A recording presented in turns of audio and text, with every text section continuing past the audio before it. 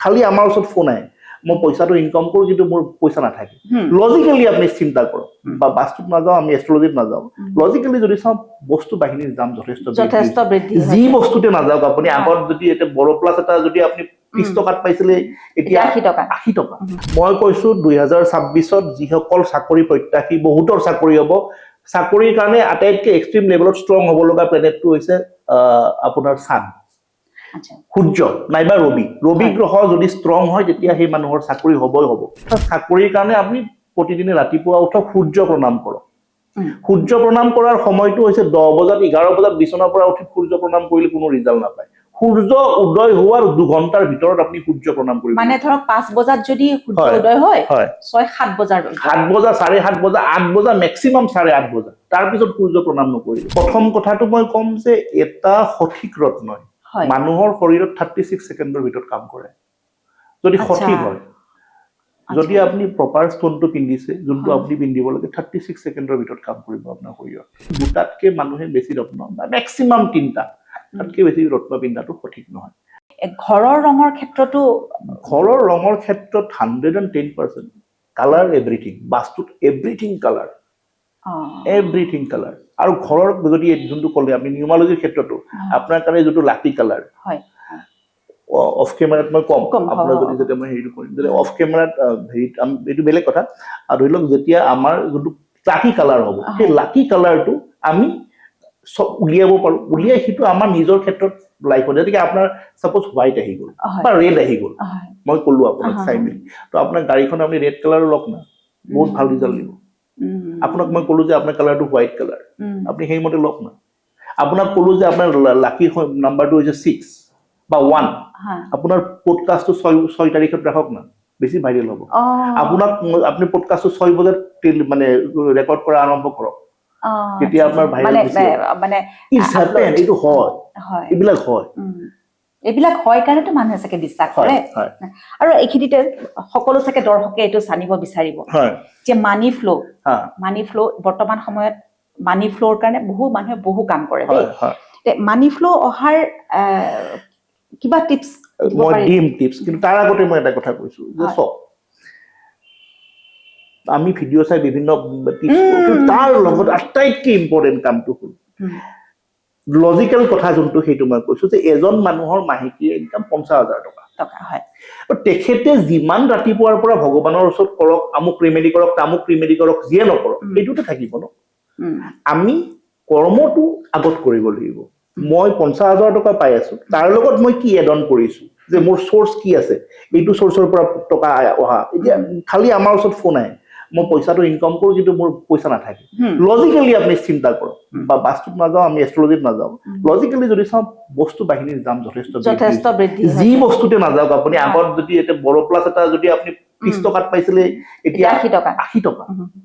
গতিকে বস্তুৰ দাম বাঢ়িছে সেই হিচাপত আপুনি আপোনাৰ ইনকামটো বঢ়াব লাগিব ইনকাম যদি আপোনাৰ নাবাঢ়ে তেতিয়া আপুনি এনেই ফিল কৰিব যে আপোনাৰ যোনটো আয় হয় যিখিনি আহে আপোনালৈ অট'মেটিক সেইখিনি গুচি যাব আপুনি ফিল কৰিব যে পইচা আহে কিন্তু মই ৰাখিব নোৱাৰো সোৰ্সটো আপুনি বনাব লাগিব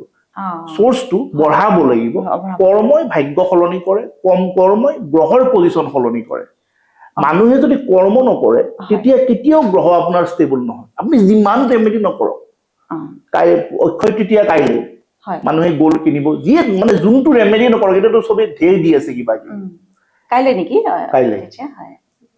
তো এতিয়া কথাটো হ'ল ৰেমেডি আমি যদি আমি ৰেমেডি কৰোঁ ৰেমেডি কৰাৰ লগে লগে এইবিলাকো আমি চাব লাগিব আচ্ছা দৰ্শকক মই এইখিনিতে এটা কথা ক'ব বুলি আপুনি এতিয়া ক'লে যে অক্ষয় তৃতীয়া কাইলৈ এই যিটো আমি আজি আমি যে ৰেকৰ্ডিং কৰি আছো এইটো মতেহে কাইলৈ মানে এইটো ওলাই গৈছে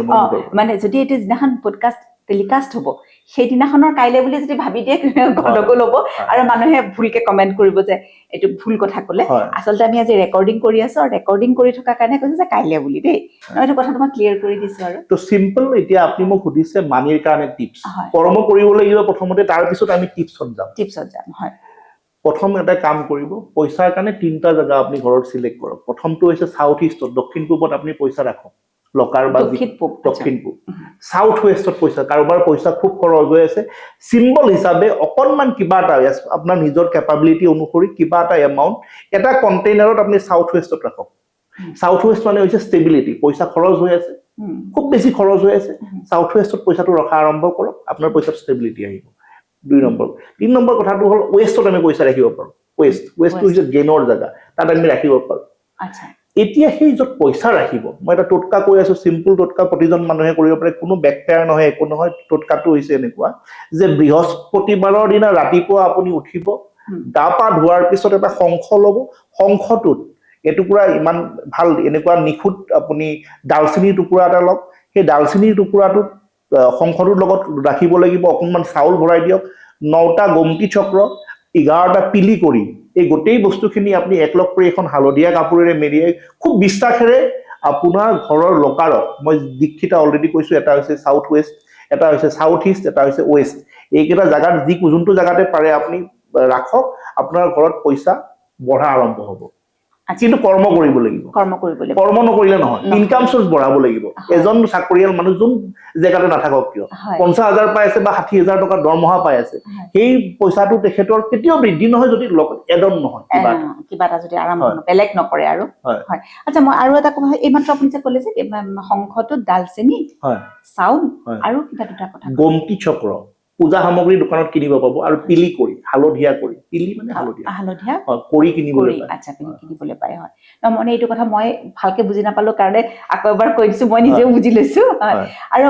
ধৰক এক বহু ব্যক্তিৰ কথা শুনো যে মানে এই চাকৰি কাৰণে ট্ৰাই কৰিছে হোৱা নাই পঢ়া শুনা ধৰক বহু এনেকুৱা শিক্ষাৰ্থী আছে খুব ভাল পঢ়াত খুবেই ভাল কিন্তু পৰীক্ষাৰ পিছত ৰিজাল্ট সেইমতে নহয় মই কৈছো 2026ত যিসকল চাকৰি প্ৰত্যাশী বহুতৰ চাকৰি হ'ব চাকৰিৰ কাৰণে আটাইতকৈ এক্সট্ৰিম লেভেলত ষ্ট্ৰং হ'ব লগা প্লেনেটটো হৈছে আপোনাৰ চান সূৰ্য নাইবা ৰবি গ্ৰহ যদি ষ্ট্ৰং হয় তেতিয়া সেই মানুহৰ চাকৰি হ'বই হ'ব ৰবি গ্ৰহ ষ্ট্ৰং হোৱা আপুনি কুস্তি নোচোৱাকে আৰু এটা ক'ব পাৰে কেনেকে ক'ব পাৰি যে হাতখন এনেকে লওক চিম্পল এইটো হৈছে আমাৰ ইনডেক্স ফিংগাৰ এইটো হৈছে ৰিং ফিংগাৰ এইটো আমাৰ তৰ্জনী আৰু এইটো অনামিকা যদি হাতখন চাই আপুনি গম পায় এই আঙুলিটোতকে এইটো আঙুলি অকণমান ওখ গম পাব মানুহজনৰ চান ষ্ট্ৰং আচ্ছা যিকোনো হাতে হ'ব পাৰে যিকোনো হাত এতিয়া হাতৰ ক্ষেত্ৰত আকৌ এটা কথা আহে বহুতে কয় পুৰুষ হলে বা মানে সোঁখন হাত মহিলা তেনেকুৱা কোনো কথা নাই যিখন হাত আপোনাৰ ডমিনেটিং হেণ্ড অৰ্থাৎ যিখন হাতেৰে আপুনি কৰ্ম কৰে আচ্ছা হয় সেইখন হাত আমি চাম সেইখন হাতত এইখন হৈছে আপোনাৰ পাষ্ট লাইফ বা ভগৱানে আপোনাক কি দি পঠিয়াইছে তো আমি সোঁ হাতখন চাম চাই আমি গম পাম যে ষ্টান ষ্ট্ৰং হয় নে নহয় এতিয়া এইটোতো টেন্টেটিভ কথা কিন্তু আপুনি কষ্ট কৰিব লাগিব কি কৰিব লাগিব চক প্ৰথম কথা চাকৰিৰ কাৰণে আপুনি প্ৰতিদিনে ৰাতিপুৱা উঠক সূৰ্য প্ৰণাম কৰক সূৰ্য প্ৰণাম কৰাৰ সময়টো হৈছে 10 বজাত 11 বজাত বিছনাৰ পৰা উঠি সূৰ্য প্ৰণাম কৰিলে কোনো ৰিজাল্ট নাপায় সূৰ্য উদয় হোৱাৰ 2 ঘণ্টাৰ ভিতৰত আপুনি সূৰ্য প্ৰণাম কৰিব মানে ধৰক 5 বজাত যদি সূৰ্য উদয় হয় 6-7 বজাৰ 7 বজা 7:30 বজা 8 বজা মেক্সিমাম 8:30 বজা তাৰ পিছত সূৰ্য প্ৰণাম নকৰিব সূৰ্য প্ৰণাম কৰা নিয়ম আছে আপুনি এটা কপাৰৰ পাত্ৰ এটা লওক তামৰ ভটি বুলি যদি কয় তাত অকণ পানী লওক চাদৰ ওপৰত যাওক বা যতে আপোনাৰ সুবিধা হয় সূৰ্যৰ মানে ওচৰত সূৰ্য উদয় হলে তাত আপুনি সূৰ্য প্ৰণাম কৰক মন্ত্ৰ মাতিব পাৰে ওম ঘৃণী সূৰ্যায় নমঃ এইটো মন্ত্ৰ মাতক যদি মন্ত্ৰ মাতিব নোৱাৰে এনেই ভগৱানে চব ভাষা বুজি পায় সংস্কৃত হিন্দী ইংলিছ বুলি কথা নাই চব ভাষা বুজি পায় নিজৰ মনৰ পৰা সেই আপুনি সেই কি বুলি কয় যোনটো ফিলিংছ যোনটো হেৰিটো আপুনি এৰি দিয়ক ইউনিভাৰ্চলৈকে আপুনি মন্ত্ৰটো পাঠ কৰিব পাৰিলে কৰক যদি নোৱাৰে চিম্পল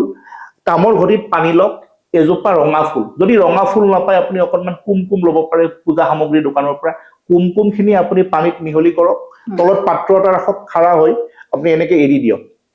পাত্ৰটোৰ পৰা পানীখিনি এৰি দিয়ক সূৰ্য দেৱতাক প্ৰণাম কৰক আপোনাৰ কাম হোৱা আৰম্ভ কৰিব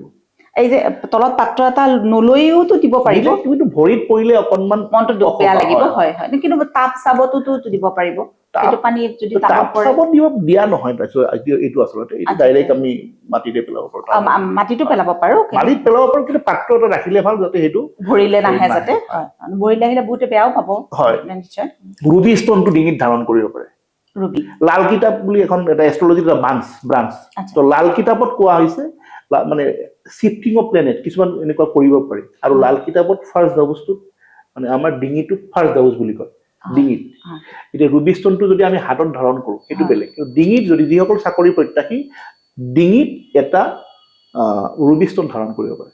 হয় লাল কিতাপ বুলি যে ক'লে মই অকমান ৰৈ গলো নহয় এতিয়া এইটো কি বস্তু মানে এষ্ট্ৰলজিৰ জ্যোতিষৰ যিবিলাক কিতাপ তাৰ ভিতৰত লাল কিতাপ অন্যতম বহুতে লাল কিতাপখন মানে যাদু মন্ত্ৰ টনা টটকা এইবিলাকৰ কিতাপ বুলি ভাবে 1939ত পণ্ডিত ৰূপচান্দ যোশীয়ে ফৰাচী আৰু উৰ্দু ভাষাত এই কিতাপখন লিখিছিল কবিতা আৰু 1952ত কালক মানে এখন সম্পূৰ্ণ ৰূপ পালে তো আমাৰ যেনেকে ধৰি লওক ইয়াত আমাৰ যেনেকে ৰাশি যেনেকে আছে বৈদিকত পৰাশৰী জ্যোতিষত যেনেকে ৰাশি আছে 12টা লগ্ন আছে 12টা লগ্ন আছে তো ইয়াত কি হয় লাল কিতাপত কি হয় তেনেকুৱা